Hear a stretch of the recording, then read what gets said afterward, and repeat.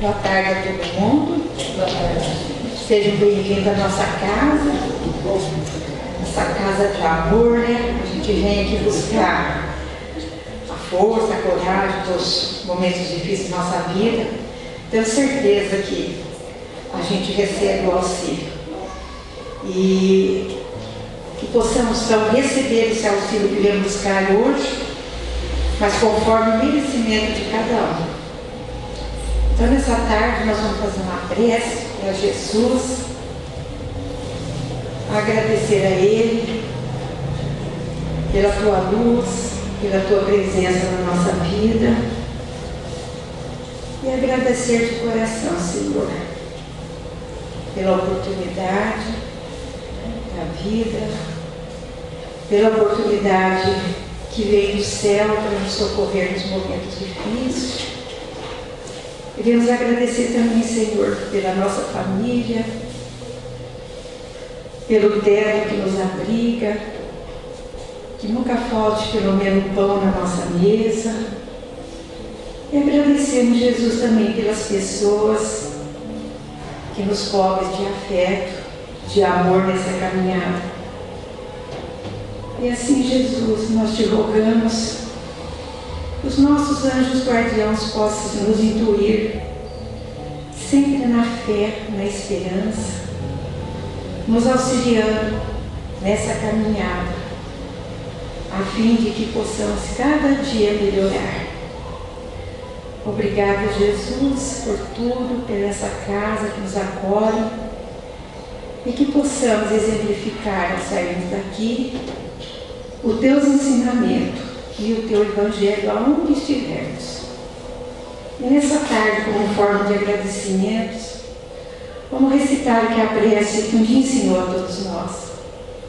Pai nosso que está no céu, santificado seja teu nome, venha a nós o teu reino, seja feita a sua vontade, assim na terra como nos céus. O pão nosso de cada dia nos dai hoje.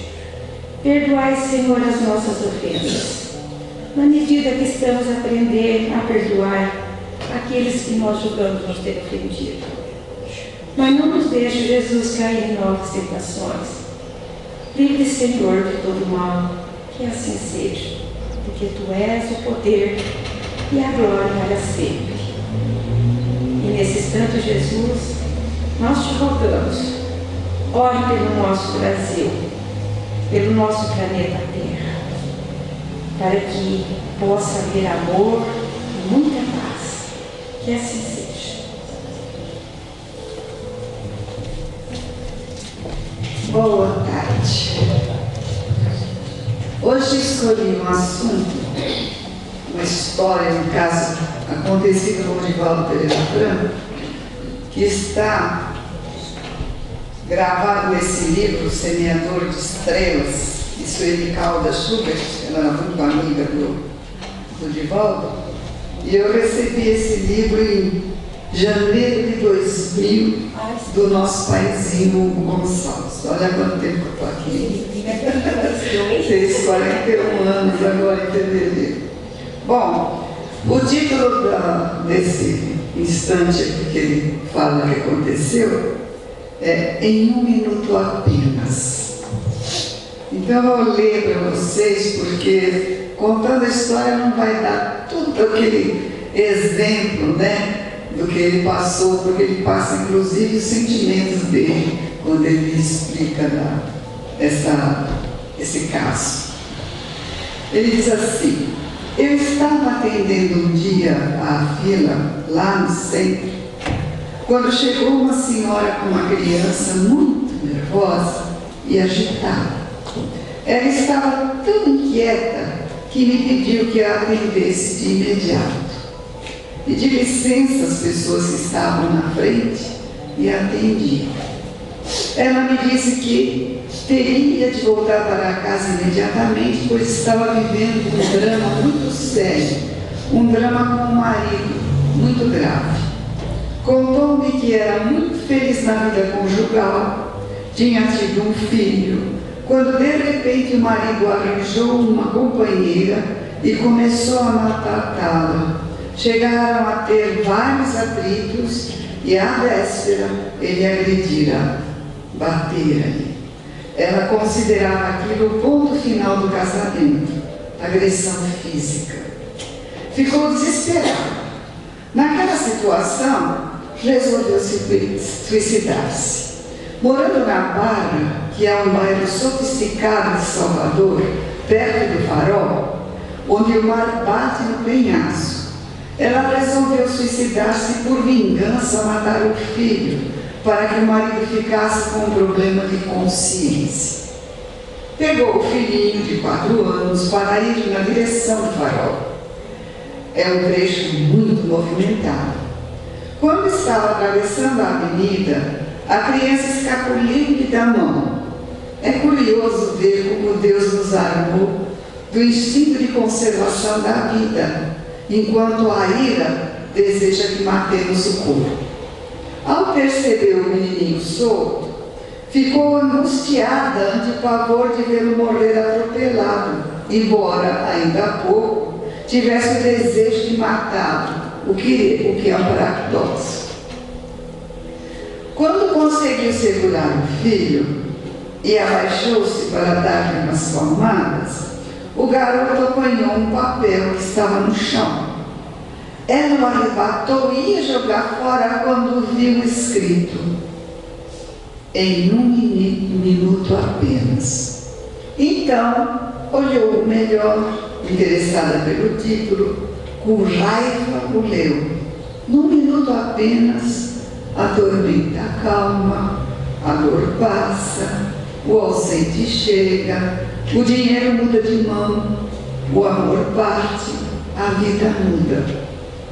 Foi andando, puxando a criança e lendo a página. No final estava escrito: Marco Prisco, é o espírito que escreveu.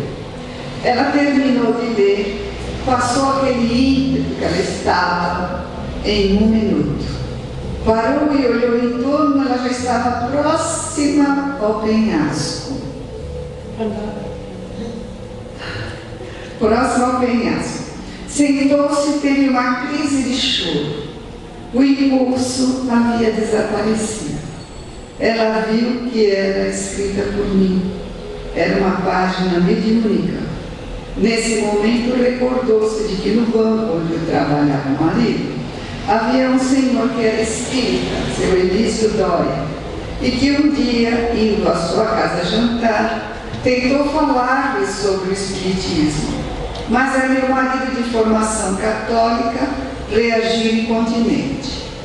Com essa angústia toda, ela voltou à casa e telefonou àquele senhor. Contou o acontecido e agora não queria nem viver, não queria morrer, não sabia o que fazer da vida. O amigo espírita explicou-lhe que era fácil encontrar-se comigo. Deu-lhe o endereço e ela ali estava para pedir uma orientação. Conversei demoradamente com ela, isso tudo é Divaldo contando o caso, tá? Conversei demoradamente com ela, explicando-lhe que a vida era um dom mais precioso de Deus e que ela passasse a frequentar a nossa casa, na medida do possível. Já que seu casamento estava em tal situação, ela fosse franca com o marido e lhe dissesse que o direito que ele tinha de ir para a casa de uma companheira, ela também tinha de procurar aquilo que lhe fizesse bem. Caso ele tivesse qualquer suspeita do seu comportamento, aqui viesse e a surpreendesse, caso duvidasse da sua integridade moral. Conversamos muito. Ela saiu renovada e passou a frequentar as reuniões públicas. Foi mudando de comportamento, porquanto era também muito agressiva, e estava magoada e reagia facilmente.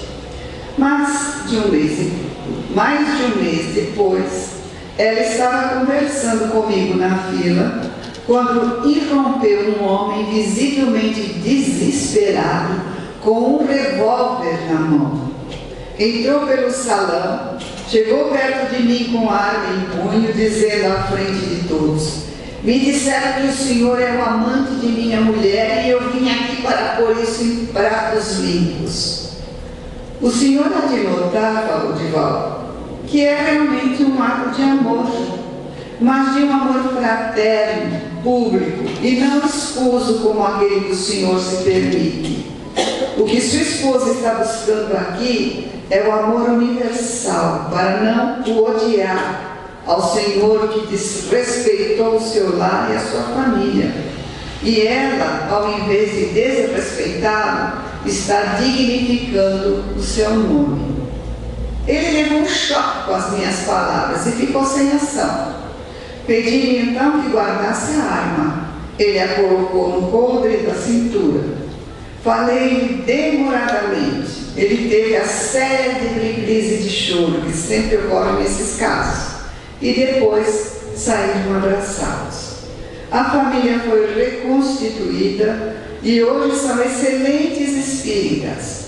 Ele, com o tempo, passou a canalizar as suas energias para a aplicação de passes, enquanto ela revelou a mediunidade de psicofonia. Através dela foi trazido pelos benfeitores espirituais o agente da grande perturbação que era um inimigo, um ex-marido a quem ela não soubera respeitar na encarnação passada e que estava tirando o atual esposo invigilante ao adultério para que ela enveredasse pelo suicídio. Aclarada a causa do desajuste conjugal, ela hoje dedica a vida à prática do bem. O lar está reconstituído, o casal tem 3 filhos. Aquele filho, quase assassinado, está adolescente de 15 anos e a paz voltou à família. O obsessor reencarnou. É o filho caçula, está dentro de casa agora, apaziguando os dois. Agora, nós temos aqui uma explicação da Sueli Caldas Schubert sobre esse caso. Porque ela falou assim, que 2 vidas foram salvas naquele instante. Então ela fala assim, que a gente podia ali imaginar, por exemplo, que aquela mãe tivesse passado longe, ou antes ou depois do bendito do papelzinho da mensagem. Que poderia ser que alguém tivesse passado antes, pisado, amassasse a mensagem. Então, tinha tanta coisa que poderia acontecer, um vento bater e ele vai embora, que ele explicava, mas não. Ela passou justamente ali. O menininho soltou da mão, ela foi ficar nervosa, precisou abaixar. Quando ela abaixou, o menininho pegou o papel. Então ela fala assim, imagine quanto auxílio de espíritos amorosos e amigos da espiritualidade maior que Deus colocou naquele trabalho para que ela encontrasse aquela mensagem, que diluísse aquele momento de aflição, de angústia, de mal-estar dela. E é interessante isso, né? Porque você não imagina, mas todos nós que aqui estamos, se analisarmos nossa vida, nós vamos ver momentos em que Deus nos carregou do colo, que os espíritos amigos nos esclareceram, nos auxiliaram, para que a gente pudesse acalmar nosso espírito e trabalhar num mundo de expiações e provas para melhorar a nossa inteligência, o nosso conhecimento, o nosso amor. Gente, ninguém vem aqui para passear. Todos nós temos os pedacinhos difíceis na nossa vida. Eu costumo brincar assim, você passa 5 anos bem, de repente tem uma cacetada, você não espera. Não é verdade? Não é assim? Por quê? Porque quando as contas são pagas, quando a gente é negligente, a gente esquece de Deus. A fé é exata, quem reza direito, nem presta atenção na oração. o que acontece? Né? Quando a gente tem um problema na nossa vida séria, o joelho fica com o quê? Com um calo. Porque a gente lembra que Deus existe e que a gente precisa dele. Quando eu vejo a nossa juventude, que a maioria não acredita em Deus, né? Eu recebi uma carta no WhatsApp do meu irmão que está visitando o filho dele que mora na Austrália. E ele falou assim, o meu filho tem um amigo, todos eles estão muito bem de vida assim, né? Ganhando dinheiro. E tem um amigo que é muito amigo dele. Só que eu reparei aqui que ninguém acredita em Deus. Olha o que o dinheiro faz. Ele falou para mim, né? Brincou. E a verdade é isso. Porque a gente, vamos dizer assim, quando a gente tem e esquece da vida, porque tanto pobre como rico tem os momentos difíceis que vão passar na vida, não tem jeito. Então, quando vem uma situação dessa, é para a gente analisar, não é? O que eu estou fazendo aqui? Mas aí a gente está vendo assim, em primeiro lugar, que eu pus para nosso estudo. No Livro dos Espíritos, capítulo 9, e fala sobre a intervenção dos espíritos no mundo corpóreo. A Sueli coloca assim, que a criança pega a página solta no chão e ela vai parar na mão da mãe, tá? Da agonia. 1 minuto apenas. Ela pergunta, o que é isso? É o tempo exato do socorro, do amparo, das bênçãos divinas.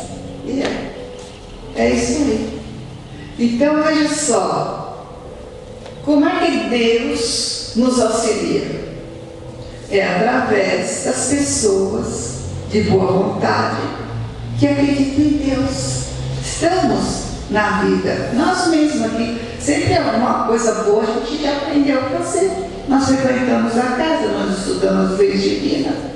Então, se eu tenho um vizinho, se eu tenho um amigo, se eu tenho alguém que eu conheça, nem que seja uma prece, porque mora longe da gente, não é? A gente tem uma companheira aqui que senta ali, ela vem sempre com um negocinho na cabeça, ela se chama Terezinha.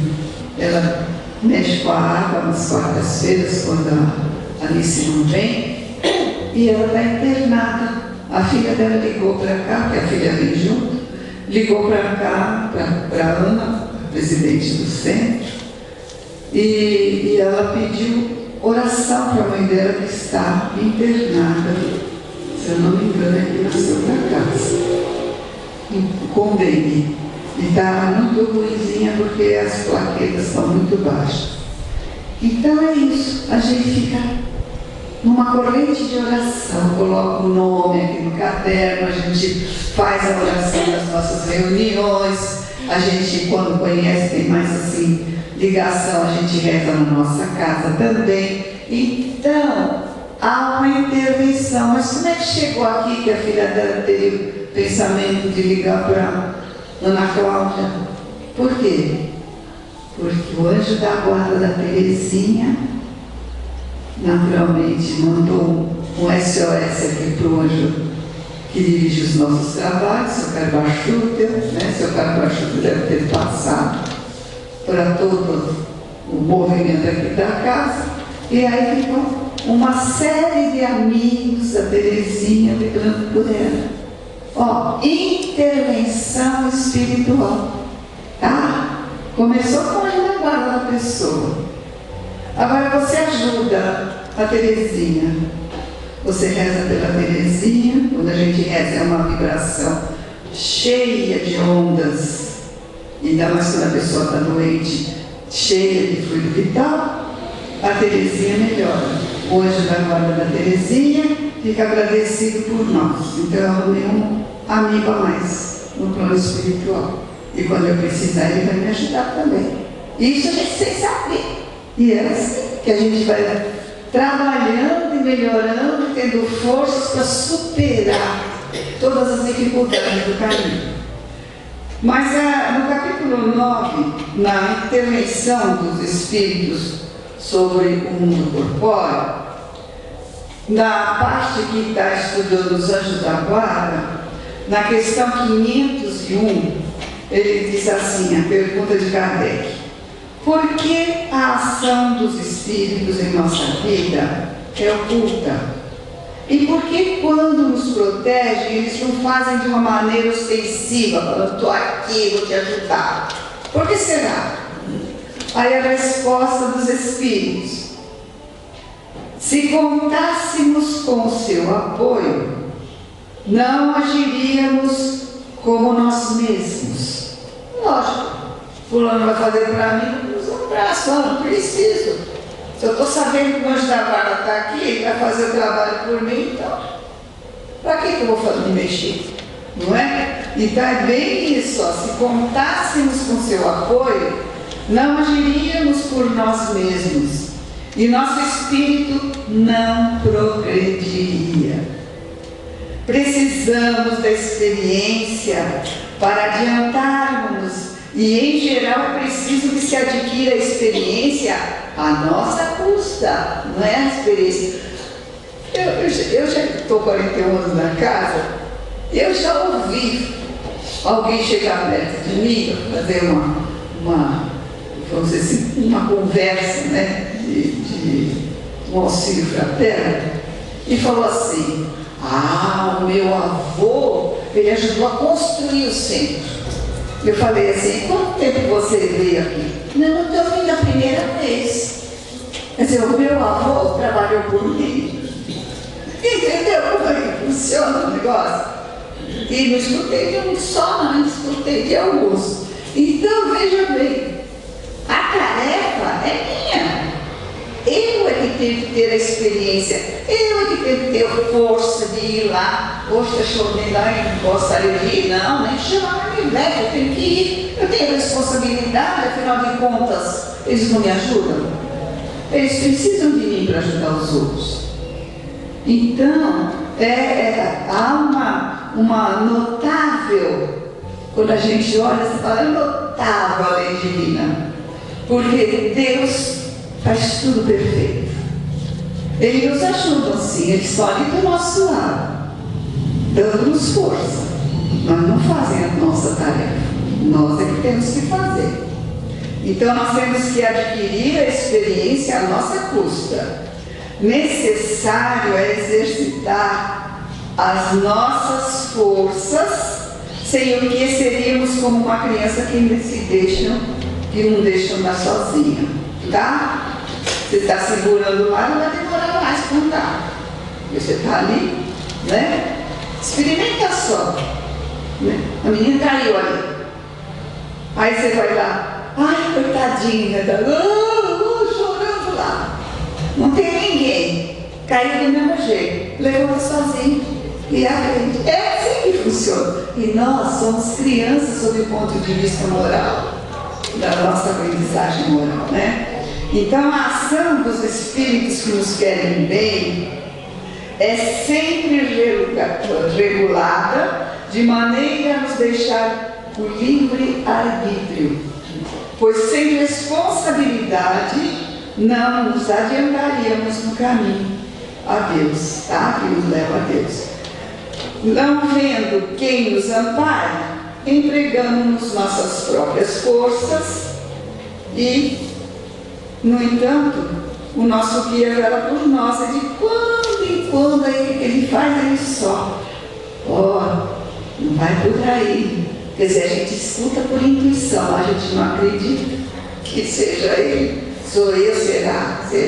Duvidamos. Vamos começar a aprender, prestar atenção. E outra coisa importante, que a minha amiga que veio comigo hoje estava falando sobre, vamos dizer assim, a responsabilidade, o que você falou? O resgate. O resgate. Gente, quando eu era jovem, tinha 14, 15 anos, eu morava em Jacarepaguá, no Rio de Janeiro. Hoje é Zona Nobre. Morava na Taquara.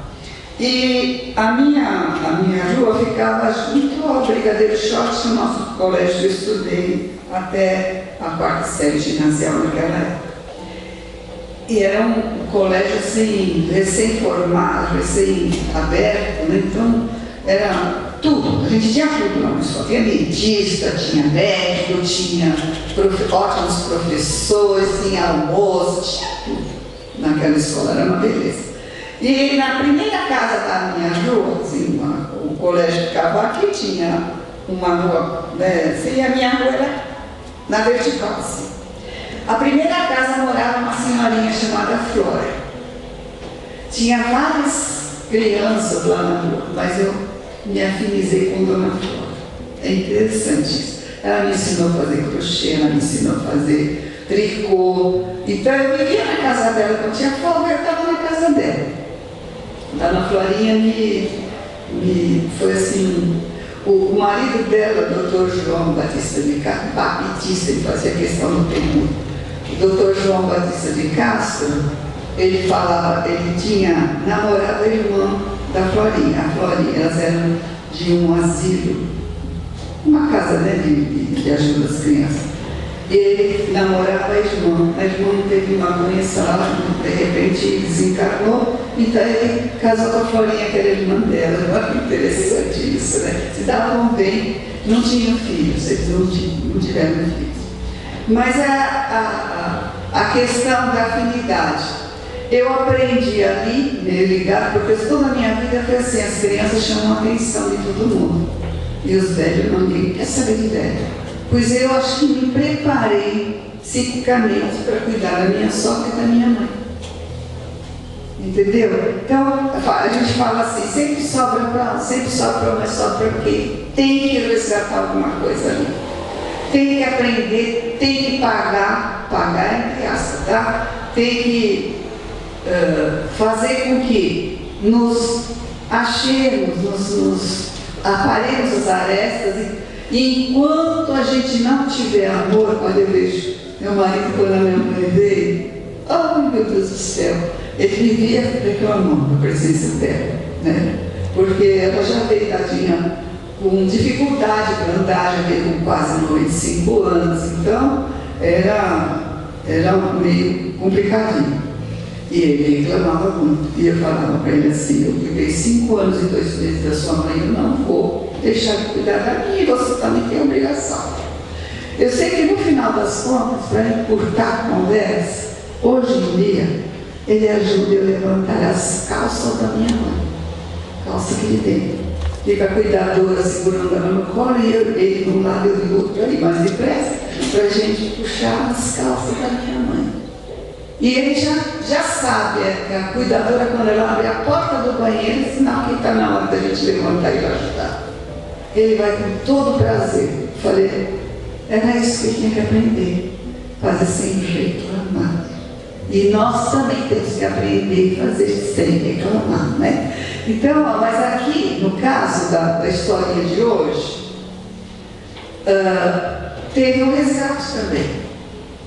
Por quê? Porque a história está contando que o obsessor era uma pessoa, um espírito que em outra encarnação ela abandonou esse espírito, traindo e arrumou outra família. Então o espírito veio, encontrou, porque a nossa vibração é uma digital, não adianta você se esconder, porque eles acham mesmo. E aí o que aconteceu? Ele começou a atuar e a vencer, né? Vencer a coisa. Mas com a intervenção dos espíritos, e que o menino pegou aquela mensagem que estava lá no chão, o que aconteceu?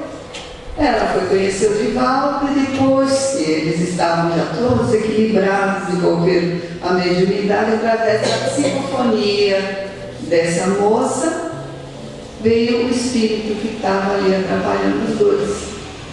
E aí depois disso eles tiveram 3 filhos, mais 2 filhos, o garotinho que ela tinha levado, né, junto com ela, o que pegou a mensagem no chão, que estava com 4 anos, e veio o terceiro. E o terceiro filho era justamente o espírito que estava atrapalhando, porque ela precisava resgatar. Só que como ele era pequenininho, ninguém lembrava de nada, era o xodó da família. Então o que foi? Ele recebeu todo o apoio para pagar aquela raiva de antigamente, todo o amor, toda a dedicação daqueles pais, uma família religiosa. Ele aprenderá a ser instrumento de Deus e apagou com a dedicação, com carinho, aquela mocinha, o resgate que ela tinha de vidas passadas. Olha que interessante, sem saber. O resgate aparece na nossa vida, no mundo de expiações e provas, ele aparece. Enquanto a gente não tiver pago o último centavo, disse Jesus, reconcilia-te com o teu adversário. É por causa disso. Não é só perdão, tá? O reconhecimento do erro e o perdão, tudo bem, mas eu tenho que restituir aquilo que eu fiz, quer dizer, o desamor, as angústias, eu tenho que restituir para a pessoa, né? Se às vezes até aquele que tem um pouquinho mais de religiosidade, de conhecimento, ele tem que restituir isso, para que o outro possa evoluir também. O outro possa ter oportunidades de conhecer novas leis divinas. Então a lei divina, ela é perfeita. Ela nos auxilia, tudo escondidinho.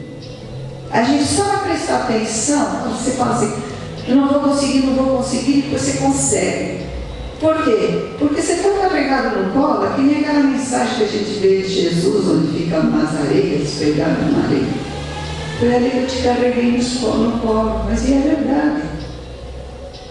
É verdade. Pode analisar os momentos difíceis da vida que vocês vão encontrar o apoio espiritual que apareceu.